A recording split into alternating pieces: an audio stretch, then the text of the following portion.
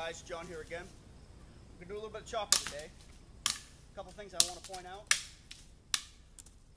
You see me chopping a lot of trees kind of willy-nilly in these videos. This is all land we're going to clear anyway.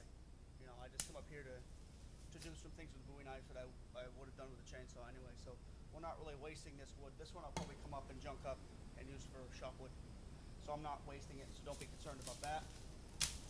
Another thing, I'm not wearing a sleeveless t-shirt to look like a stud or anything like that. It just gets in the sleeves get in the way a lot of times. And yesterday was a really nice day. Really good air, nice and cool, sunny.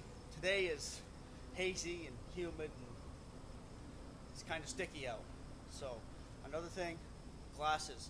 These aren't just sunglasses, these are actually welder's safety glasses. You can get them at welding shops. They're Ed's brand, they run about 12 bucks and they're really good. They're good for welding or shooting or anything else. You got to protect your eyes. You've only got one set. So I'm going to cut this little maple that's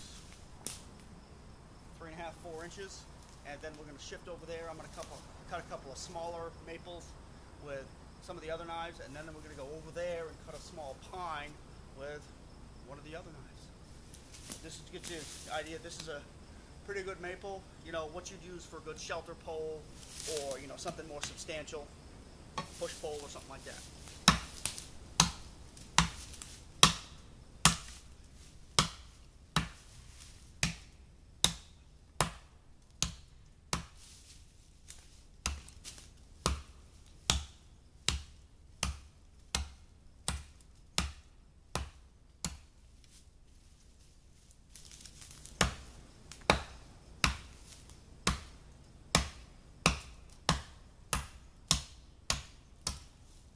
Is to get this not to fall in the camera.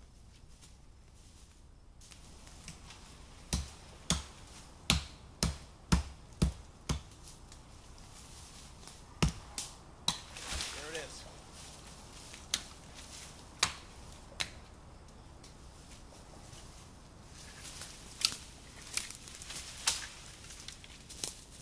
I'll tell you what, I'll grab another knife. I'll take another section out of this.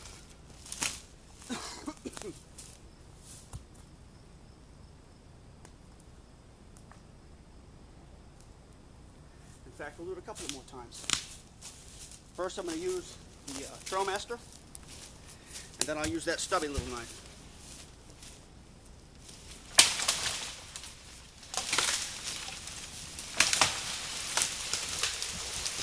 Timber. I wish it stayed up there.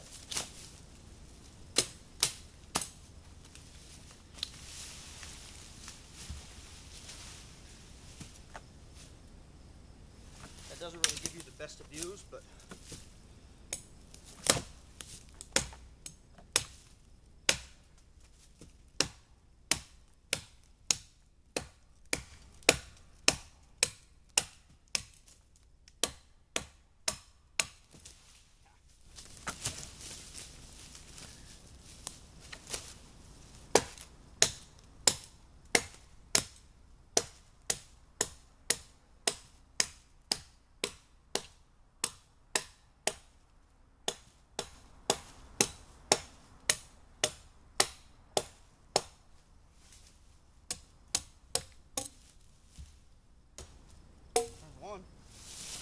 I'll cut this piece again.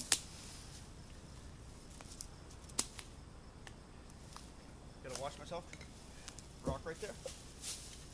I'll turn a little bit so you can see a little better.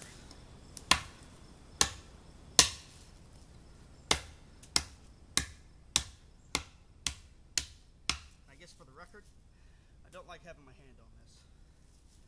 If this glances off or I slip, bad things happen.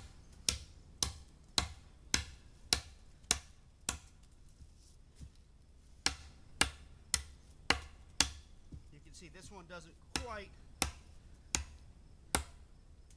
have the mass and the blade length to chew this up as quick as the other knives did.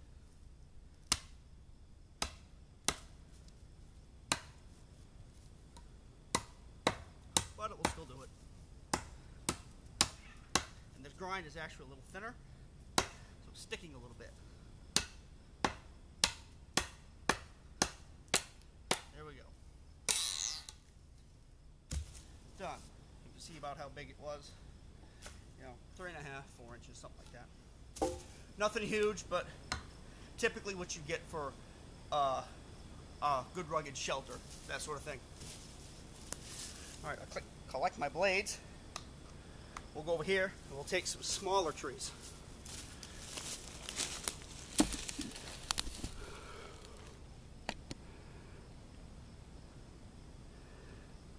Try not to make you boys sick. Do that. I'll have to come back a little bit.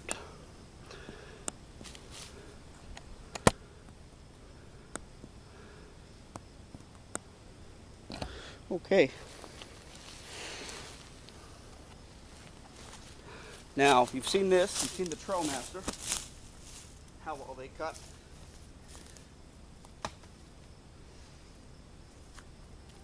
I'll use the hornbeam Bowie and flatten a couple of these. These are going to be a little nasty and a little naughty.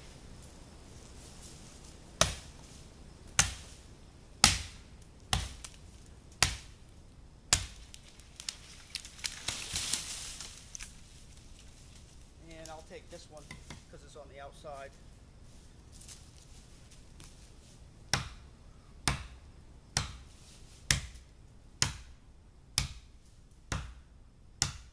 These get a little harder to cut because I can't, with the copse the way it is, I can't really get into where I'd want to cut on it.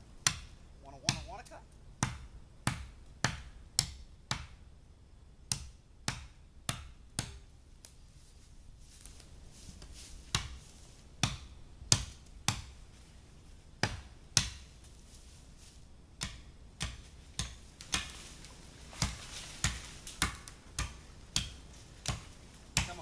Come on, you can do it. Timber. These also pretty good size for shelter poles, what have you. You can see they're not that hard to get.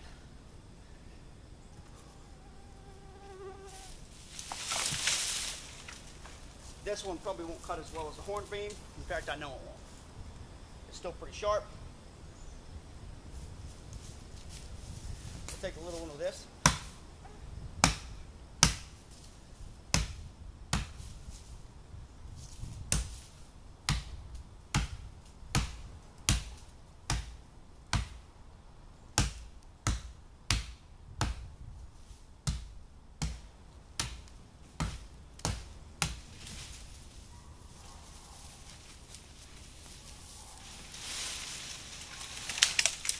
We'll take this one through with that. I think that's all of them. Yeah.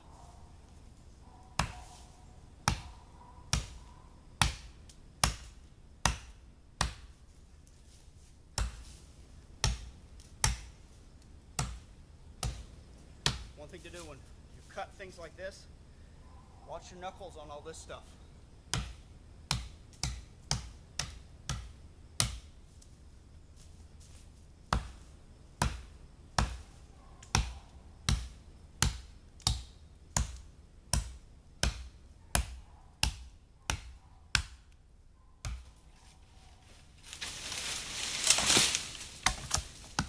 I was going to hit the camera for a minute.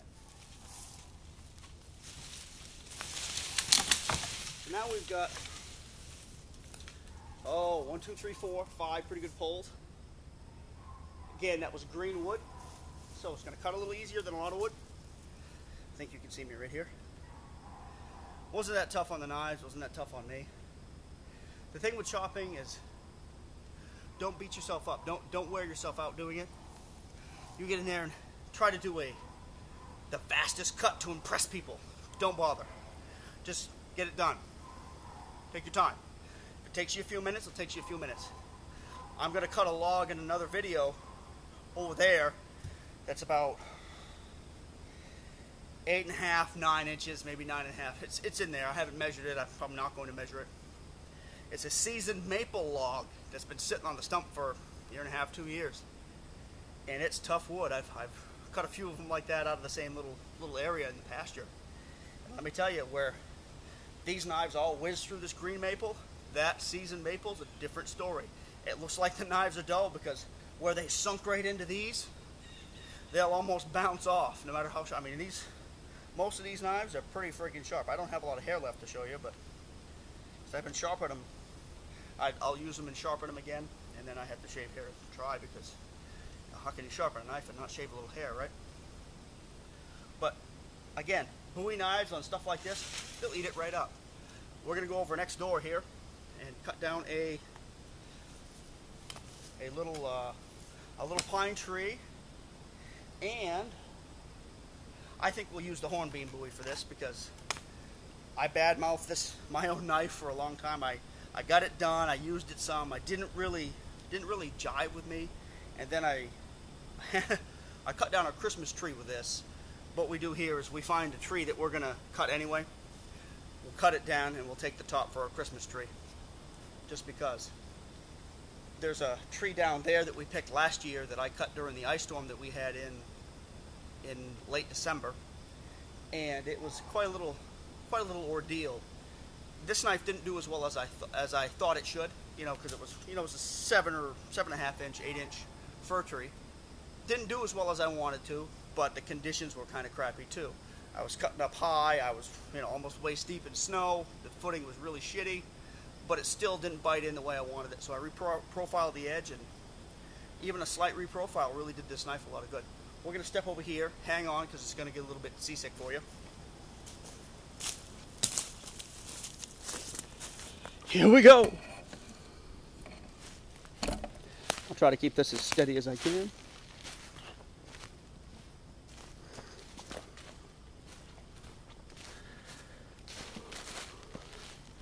And I'm going to put this down and adjust the tripod. Bear with, please.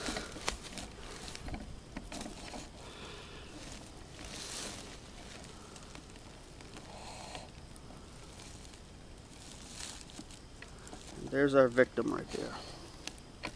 Again, these are all pretty much horse trails that we're going to cut anyway. So this little sucker's got to go. And I wanted to show you the difference between, if you want to make a video in chopping that really impresses people with how awesome you are, use trees like this.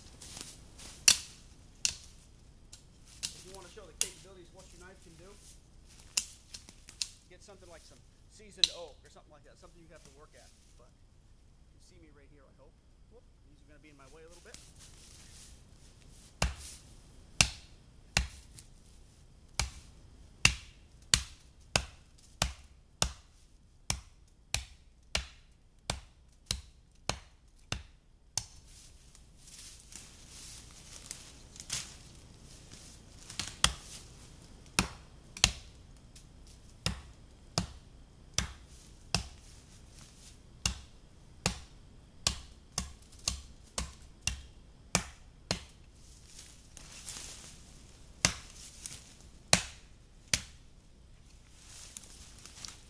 She goes, or most of it.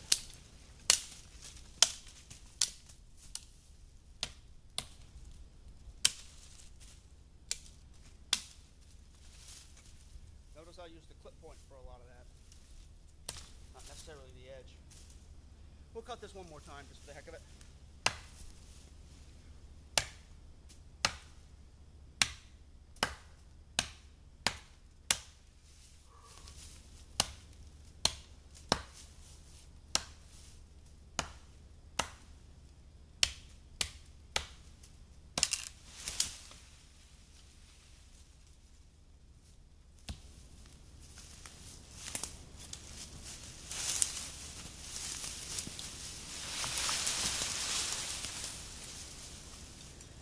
I'll come take care of that later. But you see how easily that pine cut compared to some of the maple and some of the other trees I'm going to show you. To me, it's not that impressive. That's what I expect. The maple's cut pretty good, but that is about your average size wood that you tackle with a Bowie knife. Most of the time, if it's wood that size, that's dry, that you're going to use for firewood, I just break it. I don't cut it with my knife. It's waste energy. But that shows what some of these knives will do, and I don't really think it worked any of these knives that hard. And it worked me because it's a little sticky out here today. But That's okay. The work isn't going to kill us. And honestly, I do this with my knives all the time.